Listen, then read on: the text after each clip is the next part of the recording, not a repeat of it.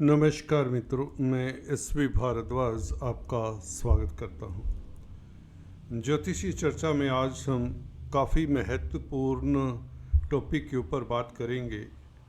हालांकि मार्च का राशिफल है ये, परंतु आपके लिए इससे बेहतर कोई महीना हो नहीं सकता, क्योंकि इस महीने शनि की 7.5 अंततः समाप्त हो रही है। 29 मार्च को शनि मीन राशि में प्रवेश कर जाएंगे।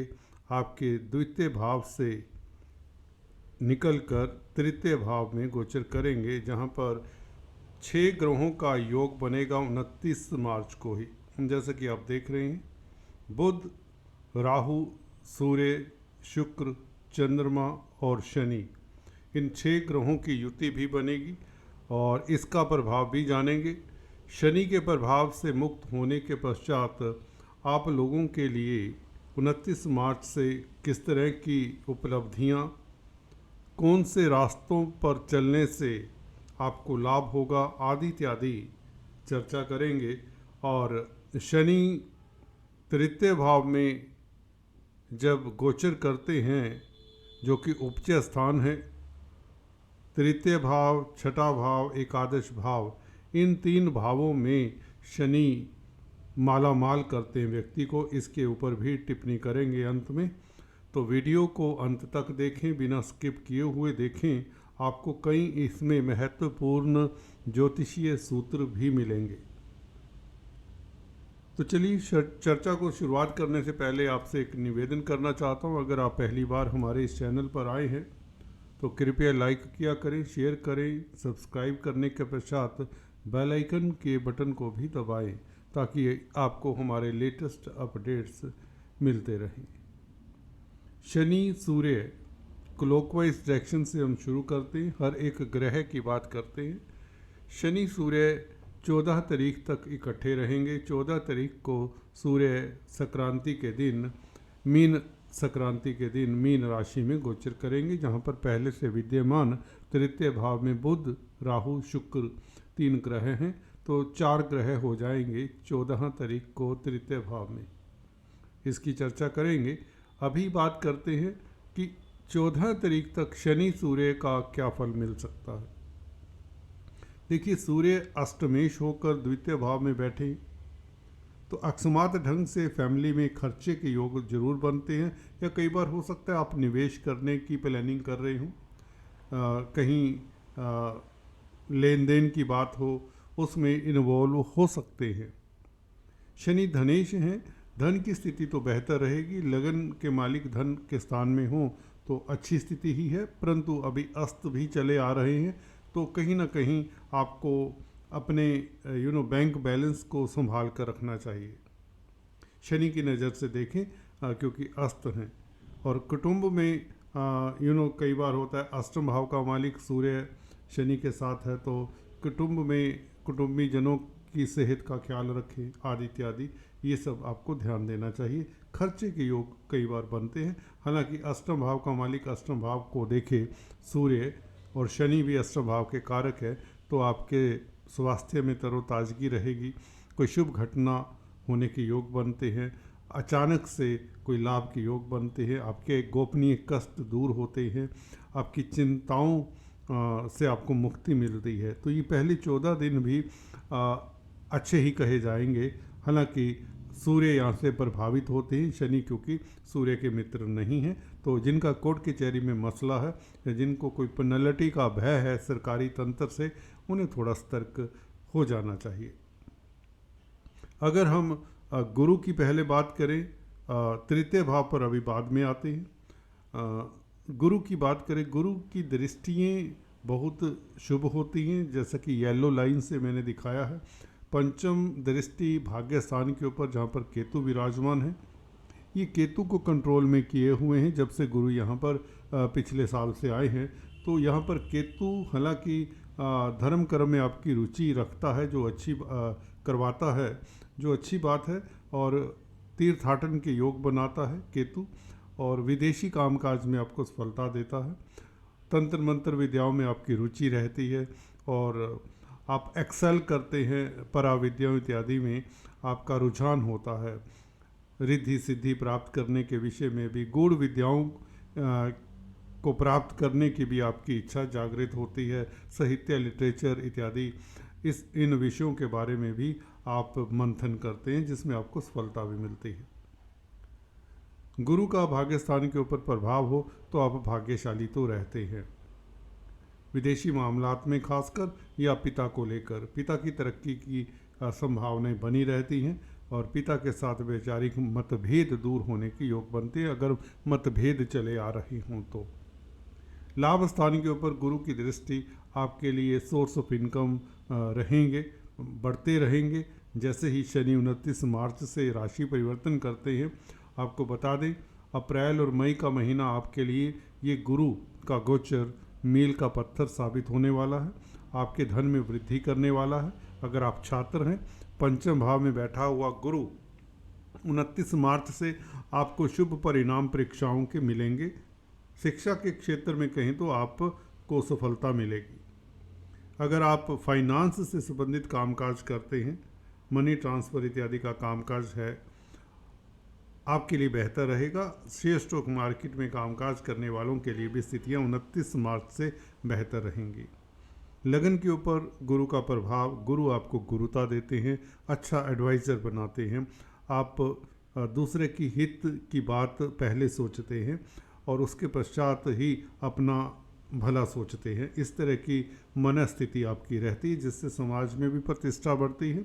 आप हम्बल रहते हैं, आप डाउन टू अर्थ रहते हैं और गुरु की ये दृष्टि आपको समाज में कामयाब करती है। आप ऑनेस्ट रहते हैं, दूसरों का भला ही सोचते हैं। तो इसके कारण गुरु का आपको शुभ प्रभाव आने वाले समय में अप्रैल और मई के महीने में जरूर मिल जाएगा, क्योंकि शनि 29 मार्च से जैसे ही शिफ्ट होते हैं तृतीय भाव में, गुरु ने भी आपके ऊपर धन की बरसात तो करनी है, उच्च पद देने के योग बनाता है अप्रैल के महीने में। नहीं तो 14 मई से पहले पहले आपको बता दें गुरु कोई बड़ी उपलब्धि देने जा रहे हैं। कोई प्रमोशन हो सकती है अगर आप नौकरी कर रहे हैं, कोई व्यापार कर रहे हैं तो उसमें वृद्धि के योग बनते, नया बिजनेस शुरू करने की पूरी संभावना रहेगी 29 मार्च के पश्चात। अगर मंगल की बात करें दोस्तों, मंगल आपको जुझारू बना रहे हैं। लगन के ऊपर दृष्टि विपरीत परिस्थितियों में भी, कई बार ऐसा होता है आप काफ़ी मेहनत करते हैं, काफ़ी जुगाड़ लगाते हैं, काफ़ी कोशिश कर रहे होते हैं, परंतु कोई रास्ता नहीं मिलता, कोई मदद नहीं कर रहा होता। परंतु मंगल ऐसा है ग्रह, लगन को देख रहा है उच्च की दृष्टि से, आपको हारने नहीं देता। आप एक रास्ता छोड़कर दूसरा इख्तियार करते हैं, तीसरा इख्तियार करते हैं, कई तरीके अपनाते हैं, परंतु कर्मठ रहते हैं, मेहनती रहते हैं। ये मंगल के कारण आपको फिर सफलता भी मिल जाती है, क्योंकि लाभ स्थान का मालिक छठे भाव में बैठे तो सर्विस से लाभ होता है, प्रतिद्वंदियों से लाभ होता है, किसी तरह के कंपटीशन से लाभ होता है। अगर आप बिजनेस कर रहे हैं, बिजनेस में भी कंपटीशन हर जगह है। कोई फ्रीलांसर हैं, कोई सेल्फ एम्प्लॉयड हैं, तो उसमें भी क्योंकि कंपटीशन है, तो मंगल आपको हारने नहीं देता, बल्कि आपकी एनर्जी के आगे आपके प्रतिद्वंदी टिक नहीं पाते। आप में जो एनर्जी है इस मंगल के कारण, वो आप ही माप सकते हैं, उसका बैरोमीटर आप ही के पास है। तो कहने का मतलब ये मंगल आपको शारीरिक क्षमता के साथ साथ एक जुझारूपन भी देता है, आपको ब्रेव बनाता है, जो बहुत अच्छी बात है। इस मंगल के कारण आप विकट परिस्थितियों में भी विजय प्राप्त करने वाले हैं, मुश्किल परिस्थितियों में भी आप विजय प्राप्त करने वाले हैं, जीत प्राप्त करने वाले हैं, चाहे यह कारोबार को लेकर हो या कोई भी कंपटीशन हो या नौकरी हो। आप के प्रतिद्वंदी आपके हौसले के आगे, आपके साहस के आगे नतमस्तक रहेंगे। ये मंगल आपको याद दिलाता है कि मैं जब तक लगन को देख रहा हूँ, आपको चिंता की कोई बात नहीं। यथार्थ में यही है। मंगल के इस प्रभाव को जो मैं बता रहा हूँ, आपको भी अपने जहन में रखना चाहिए, क्योंकि आपके अंदर वो सब कुछ है जो सफल होने के लिए कि व्यक्ति को चाहिए होता है। एनीवेज, मंगल की चतुर्थ दृष्टि केतु के ऊपर, ये थोड़ा सा केतु के फल को मंदा करती है। अगर आपकी केतु की महादशा अंतरदशा है तो आपको डॉग्स को, खासकर काले कुत्तों को कुछ ना कुछ फीड करते रहना चाहिए ताकि आपके कार्यों में अवरोध कम आए। और इसी के साथ मंगल की 12वें भाव के ऊपर दृष्टि, विदेशों से लाभ के योग बनते हैं। एक्सपोर्ट इंपोर्ट के कार्यों से आपको सफलता मिल जाती है। मेडिकल क्षेत्र से सफलता मिलने के योग, अगर आप हॉस्पिटल्स में कामकाज करते हैं तो स्थितियां बेहतर रहती हैं। एनजीओज के साथ हैं, सोशल वर्कर हैं या अनाथालयों के साथ कामकाज करते हैं, किसी तरह के असाइलम्स के साथ कामकाज करते हैं तो भी आपके लिए लाभ के योग। मल्टीनेशनल कंपनीज में कामकाज करने वालों के लिए भी स्थितियां मंगल बेहतर कर रहा है। और 2 अप्रैल तक, जब तक मंगल यहाँ पर है, आपके लिए अनुकूल ही स्थितियां करेगा, क्योंकि क्रूर ग्रह हैं, उच्च स्थान में बैठे हुए हैं, तो ये स्थिति बुरी नहीं कही जा सकती मंगल की। हालांकि मिथुन राशि में फिर भी मंगल यहाँ पर अच्छा ही फल देने वाले हैं। चाहे आप होटल लाइन में हैं तो भी आपको तरक्की मिलती, चाहे आर्मी, डिफेंस, पैरामिलिट्री फोर्सेस में है तो आपको तरक्की मिलने के योग बनते हैं। मन चाही जगह पर तबादले के योग बनते हैं, क्योंकि छठा भाव सर्विस रिलेटेड मैटर्स का भी है। तो यहाँ पर सर्विस रिलेटेड कोई भी प्रॉब्लम है उसका सोल्यूशन मंगल दिला देंगे आपको 2 अप्रैल से पहले पहले, या यूँ कहें यहाँ से शिफ्ट होने से पहले। गोचर जब इनका कर्क राशि में होगा उससे पहले ये सर्विस में आ रहे अवरोध, नौकरी में आ रही प्रॉब्लम्स, नौकरी को लेकर कोई परेशानी है, उसका सोल्यूशन आपको मंगल के हाथ में दिखता है। क्योंकि गुरु की भी दृष्टि लगन के ऊपर है। गुरु और मंगल 2 बड़े ग्रह जब लगन को देखें, और गुरु की दृष्टि तो निश्चित तौर से बहुत बेहतर है, जो आपको अच्छा एडवाइज़र, अच्छा सलाहकार भी बनाती है। तो आप कंसल्टेंसी की पोस्ट के ऊपर नियुक्त हो सकते हैं इस अवधि में अगर आप ट्राई करें। और ख़ासकर अगर आप आग से संबंधित कामकाज कर रहे हैं, ऑर्डिनेंस फैक्ट्रीज में कामकाज कर रहे हैं या करना चाहते हैं, अगर आप स्पोर्ट्स में हैं तो ये मंगल का गोचर इस महीने 2 अप्रैल तक, जब तक गोचर कर्क राशि में नहीं करते, तो अच्छा रहेगा। अब बात कर लेते हैं दोस्तों बुध, राहु, सूर्य, शुक्र, चंद्रमा और शनि, इन 6 ग्रहों की। पहले सेकंड हाफ की बात करें, क्योंकि शनि और चंद्रमा तो कहीं 29-28 तारीख को जाकर मिलेंगे। यहाँ पर 4 ग्रह हो जाएंगे इकट्ठे। सूर्य 14 तारीख से बुध, राहु और शुक्र के साथ मिलेंगे। सूर्य राहु का योग अच्छा नहीं है, ग्रहण राहु लगाता है सूर्य को, परंतु शुक्र और बुध का साथ होने से ग्रहण का उतना नेगेटिव फल नहीं मिलेगा, मेरा ये एक्सपीरियंस बोलता है दोस्तों। हाँ, अगर आपकी सूर्य की महादशा, अंतरदशा, प्रतंतर दशा है तो सरकारी क्षेत्र में अगर कामकाज कर रहे हैं तो थोड़ा डिसिप्लिन्ड होकर कामकाज करें, बॉस के समक्ष कम ही जाएं। अगर किसी तरह की कोई पेनल्टी की संभावना है तो अभी से उसका सोल्यूशन ढूंढ लें। अदरवाइज शुक्र और बुध का लक्ष्मी नारायण राजयोग या नीच भंग राजयोग आपके लिए बेहतर है, आपके पराक्रम में वृद्धि करने वाला है। जब दोस्तों 6 ग्रहों की अगर बात करें, 29 तारीख को जब इकट्ठे होंगे ये, तो इसके फलादेश की अगर बात करें 29 मार्च को, देखिए हम देखते हैं जब 6 ग्रह इकट्ठे हों तो उनमें से सबसे अच्छा प्रभाव या उनमें से विजयी कौन होगा, इस तरह की प्लैनेटरी एनर्जी जब एक भाव में इकट्ठी हो जाती है, प्लैनेटरी वार की सिचुएशन भी बन जाती है कुछ ग्रहों में यहाँ पर। परंतु हमें ये देखना होगा कौन सा ग्रह सबसे स्ट्रोंग है और उसी की ही चलेगी, उसी के अनुरूप ही आपको तृतीय भाव से फल मिलेंगे, या ग्रह तृतीय भाव में बैठकर उस तरह का बिहेव करेंगे। यहाँ पर साफ है कि शुक्र सबसे स्ट्रोंग है, हालांकि राहु भी स्ट्रोंग है, शनि भी स्ट्रोंग है। 3rd हाउस में क्रूर ग्रह ज़्यादा स्ट्रोंग होते हैं, सन भी स्ट्रोंग है, परंतु सन खुद प्रभावित है राहु और शनि से। 29 मार्च की बात करें उस तारीख की, तो यहाँ पर शुक्र मुझे लगता है ज़्यादा बेहतर पोजीशन में है।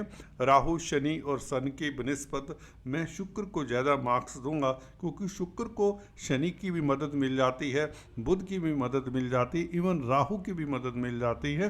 चंद्रमा हालांकि शुक्र का मित्र नहीं होता, ना ही सूर्य शुक्र का मित्र होता है। तो पलड़ा अगर देखें शुक्र का भारी रहेगा, और इस तरह के योग में शुक्र आपको क्या दे सकता है। शुक्र योग कारक प्लेनेट है, थर्ड हाउस में बैठा है, शनि के साथ संबंध बनाए, लग्नेश, दशमेश, पंचमेश, द्वितीयेश और नवमेश इत्यादि ये ग्रह बैठे हैं, सप्तमेश चंद्रमा है।